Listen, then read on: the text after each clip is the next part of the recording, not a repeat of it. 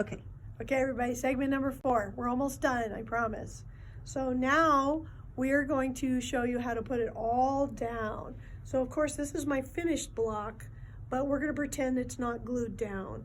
But how I did this was I start with the big elements first. So you might have to use 2 of your wool mats, and I also cover my mat just so you know, because when I glue through here, I don't want to get it on my wool mat. I'll just cover it with some muslin. So if I had another wool mat with me right now, I'd put it up here. But the first thing I do is, typically when you're laying out a block, you're going to use a light box, but obviously we have a dark fabric. This is a big block. It's not going to fit on anybody's light box that I know of. So what I typically will do is just lay my pattern next to me so that I can see it. And I put the big pieces down first. So the first thing you're going to put down is your branch. And you can kind of tell where it's going to fit on the page. You know, it's about 2 inches down. It's going to go past the edge. I probably should have come over just a little bit and hung over past my chalk line, but I'll make up for that when I sew it together. But I would have moved that over just a little bit. See how it's right there? I want it to be more like how I've got these stems down here. They hang over my chalk line. So once I have this down, I'm not going to put it down. I'm just placing it down at this point. Remember, this is Steam-A-Seam on the back of this branch, and it's sticky, so it's going to stay. The next thing I might do is my owl here. You notice there's several pieces to my owl. I'll actually put those together probably on my pattern with my pressing sheet. So I would lay his body down, then I would put his wings down, and then his eyes, and glue him together so he's one owl. So when I come over here, I would just pick up my owl, who's already glued, and lay him down. And that's because I used the freezer paper method and I turned all the edges on my owl. So I don't have any Steam-A-Seam behind him. It's just going to be placed. And then I'm going to use my Roxanne's glue to actually just go underneath and glue him down.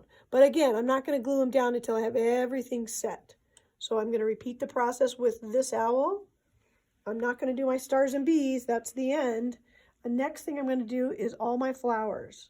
This took me a little bit longer to place them over here. And you notice I also numbered my flowers. So when I did my applique, I knew that this was number 3 and number 3 is going to go here.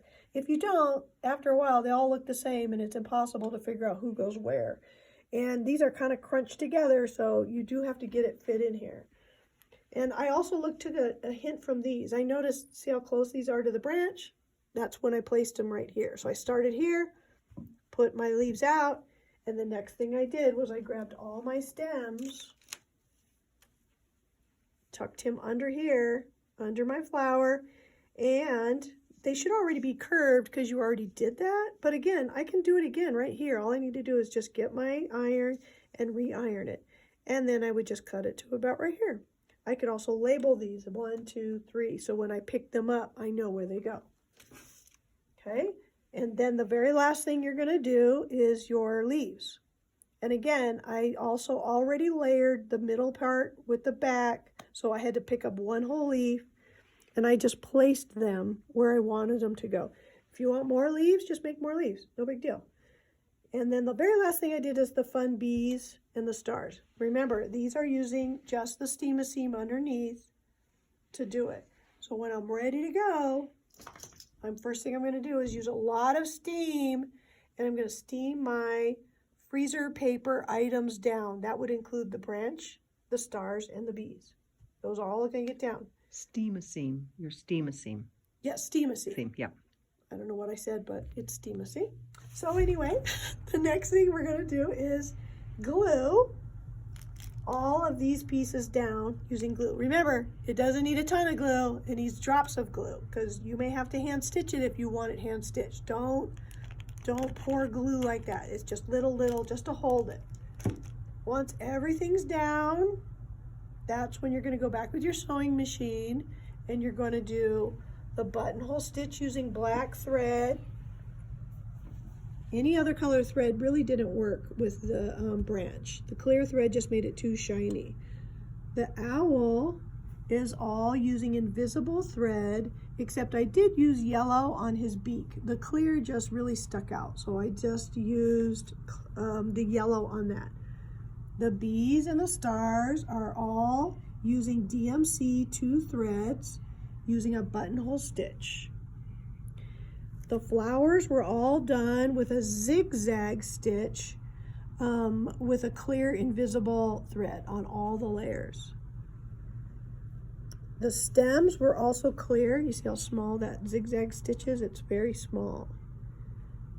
I did use a matching thread for the leaves. The clear thread just was too shiny, so I went back and I used a regular green thread for that. Remember, when you're using this invisible thread, it's invisible on the top and it's 50 weight on the bottom, or some kind of a bottom line thread. You do not put clear in a bobbin. Okay, and then that is for that. Now, once we have all that down, everybody's stitched, now you get to do the fun part.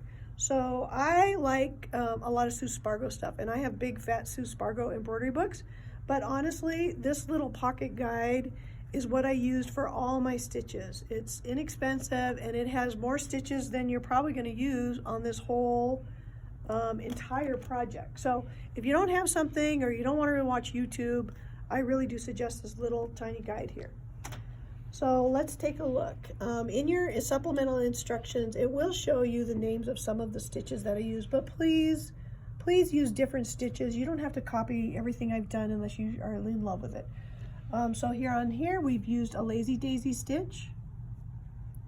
This is just a basic running stitch with 2 different threads. So you'll notice I just wrapped in another thread with a different color. This is just French knots, and I think this is called a picot stitch right here. It was something I was just trying. I can't say I love that one. These are just a straight stitch, which I actually like this one much better. And this is again just a variation of a lazy daisy. And this is a wrap stitch I found in the embroidery book. Honestly, right now I can't tell you the exact name of it, but it's in here, and it's just like a running stitch with a little loop right through it. This is just a straight stitch.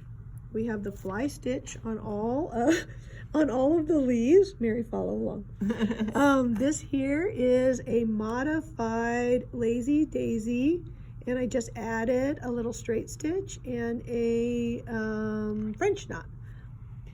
A chain stitch, another modified chain stitch, and I think that's all. And then these guys are just called couching. So it's just a big long stitch, running stitch that I did. It doubled it a couple of times to make it a little thicker, and then you can tell right in the center is just a little stitch to couch it. And same with the wings. It's a lazy daisy, but I did like 3 or 4 stitches and a little French knot for his eyeball.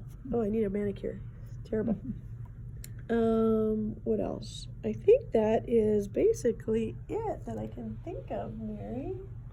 But be creative when you're doing your stitches, and be sure that you bring in your finished product, and we'd love to see it next month, and we can't wait for month number 2, and it's already kitted. We already know what it looks like, and you're gonna love it. So see you soon. Bye.